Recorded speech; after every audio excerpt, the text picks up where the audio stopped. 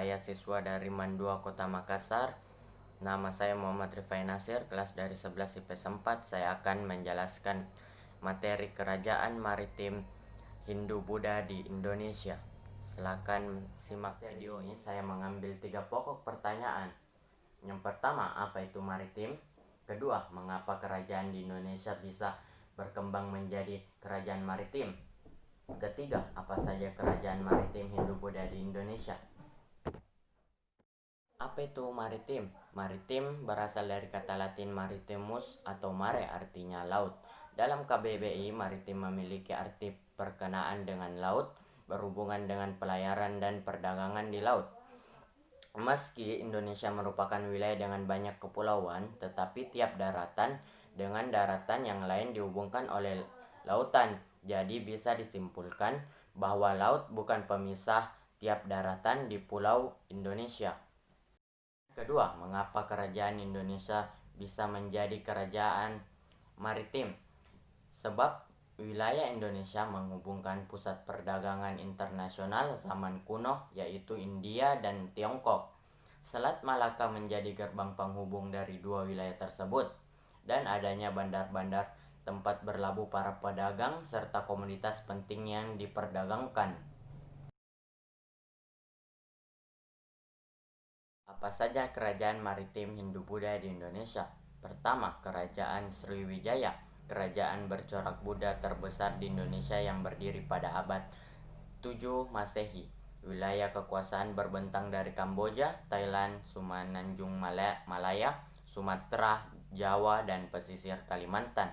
Menjadi kerajaan maritim yang kuat dalam militer dan ekonomi dengan menguasai jalur perdagangan Selat Sunda, Selat Bangka, Selat Malaka, dan Laut Jawa bagian barat.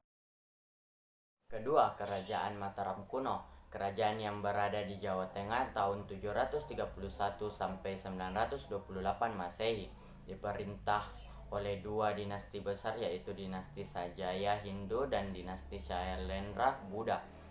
Pemerintahan dua dinasti kemudian dipersatukan oleh Rakai Pikatan. Sekitar abad ke-10, pusat kerajaan dipindahkan oleh Empuk Sindoh ke Jawa Timur dengan mendirikan dinasti Isyana dan kerajaan Madang Kamulan. Sistem ekonomi berpusat pada pertanian dan perdagangan, mewariskan peninggalan bangunan megah seperti Candi Borobudur dan Prambanan. 3. Kerajaan Singgasari, kerajaan yang berdiri tahun 1222 Masehi oleh King Arok. Kerajaan yang diawali dengan tragedi dan konflik internal ini mencapai masa puncak di bawah kekuasaan Kertanegara. Adanya sinkretisme pada aliran Buddha Tatriana, Kitab Pararaton, usaha politik di Wampantara atau pengusaha kerajaan seberang melalui ekspedisi Pamalayu, pembuktian kemajuan dalam kerajaan ini. Yang keempat, Kerajaan Majapahit, kerajaan baru yang didirikan oleh Raden Wijaya atau menantu Kertanegara di Hutan Tarik tahun 1293 Masehi, bercorak maritim agraris. Ada masa pemerintahan Hayam Wuruk dan patihnya Gajah Mada, wilayah Nusantara berhasil dipersatukan di bawah kekuasaan Majapahit.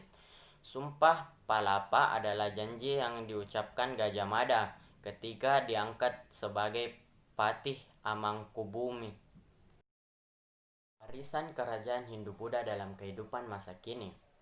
1. Peninggalan bangunan monumental seperti Borobudur dan Prambanan memberikan kemajuan bagi ilmu penelitian dan aset berharga Indonesia dan dunia.